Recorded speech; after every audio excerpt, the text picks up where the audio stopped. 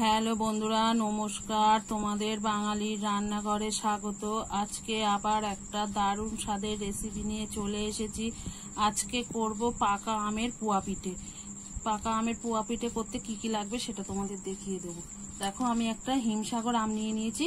এরকম সাইজের কিন্তু আমি একটা আম কেটে ধুয়ে পেস্ট করে নিয়েছি। তোমাদের দেখানোর জন্য আমি আমটা নিয়েছি। এরকম সাইজের একটা আমি আম নিয়ে আমি পেস্ট করে নিয়েছি। এখানে আছে সাদা তেল, আমটা পেস্ট করে নিয়েছি, সেটা মিক্সারের বাটিতে আছে। আর এখানে সুজি, এখানে ময়দা আছে, এখানে আমি চিনি নিয়ে নিয়েছি, আর স্বাদ মতো লবণও নিয়ে নিয়েছি। তাহলে দেরি না করে আমি রেসিপিটা শুরু করে ফেলি। আর প্রথম থেকে শেষ অবধি দেখতে থাকো, আশা করছি তোমাদেরও খুবই ভালো লাগবে। আমি সবার প্রথমে কিন্তু দেখো একটা বড় বাটি নিয়েছি। আর বলা হয়নি তোমাদের, এই যে দুধও লাগবে, আমি এক বাটি দুধ নিয়ে নিয়েছি। সবার প্রথমে একটা আমি বড় বাটি নিয়ে নিয়েছি। এবারে একে একে সব নিয়ে নেব। প্রথমে দেখো আমি এক বাটি ময়দা দিয়ে নেব। আর সুজিটা কিন্তু আমি দেখো 5 মিনিট আগে ভিজিয়ে রেখেছিলাম, সুজিটা আমি দিয়ে দেবো।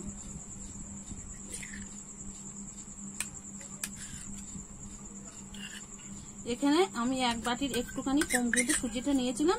সুজিটা ভিজিয়ে একদম এক বাটি হয়ে গেছিল।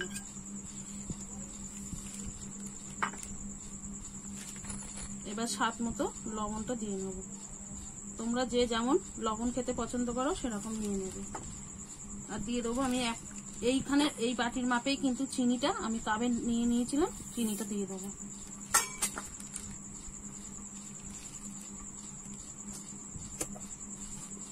দেখো আমি এইভাবে আমের পেস্টটা করে নিয়েছিলাম, সেটাও দিয়ে দেবো।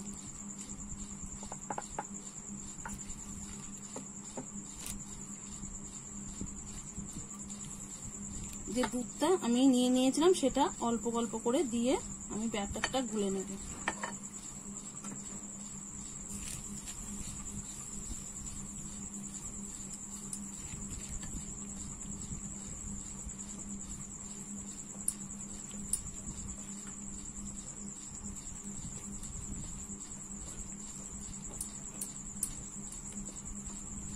এখানে কিন্তু তোমরা দুধের বোতলে জলও ব্যবহার করতে পারো, কিন্তু দুধটা দিলে খেতে কিন্তু বেশি টেস্ট আসবে।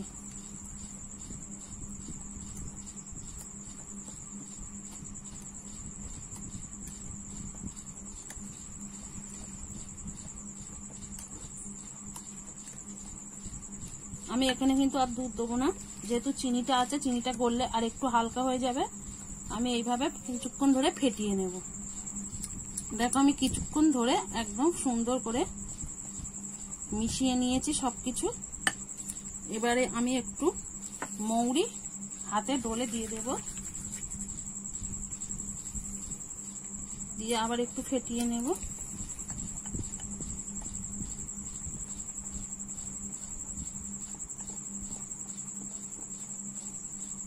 তোমরা বুঝতেই পারছো কেমন ঘনত্বটা।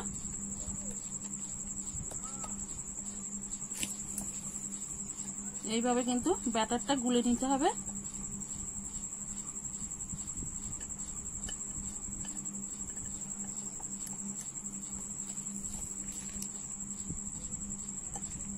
এবারে আমি উনুনটা ধরিয়ে নেব। আমি কিন্তু উনুনটা ধরিয়ে কড়াটা বসিয়ে দিয়েছি। এবারে তেলটা দিয়ে দেব। তেলটা আমি ভালো করে গরম করে নেব। তেলটা কিন্তু ভালোভাবে গরম হয়ে গেছে। আমি এবারে ব্যাটারটা একটু ফেটিয়ে নিয়ে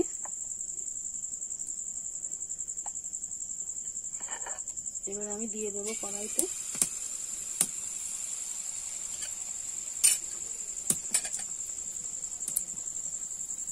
দেখুন বন্ধুরা কত সুন্দর ফুলে গেছে। এবার আমি উল্টে দেব।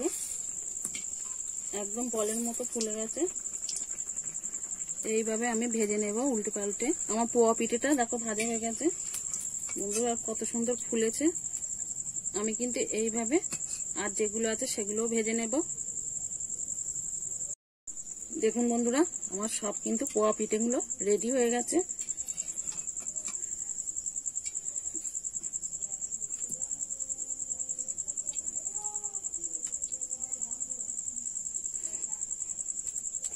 এই যে দেখো আমার সব পিঠেগুলো কিন্তু রেডি হয়ে গেছে। এবারে পরিবেশন করার পালা। দেখুন বন্ধুরা, পরিবেশন করার জন্য একদম রেডি। একবার হলেও বাড়িতে এইভাবে বানিয়ে খেয়ে দেখতে পারো। খেতে কিন্তু খুবই অসাধারণ হয়। যেমন সুন্দর দেখতে হয়েছে, খেতেও কিন্তু বন্ধুরা খুবই অসাধারণ হয়েছে। একবার হলেও বাড়িতে বানিয়ে খেয়ে দেখতে পারেন। আর আমার এই রেসিপিটা ভালো লাগলে একটা লাইক করে সাবস্ক্রাইব করে সঙ্গে থাকবেন। নতুন আবার কোনো ভিডিওর সঙ্গে দেখা হবে। ততক্ষণে ভালো থাকবেন, সুস্থ থাকবেন।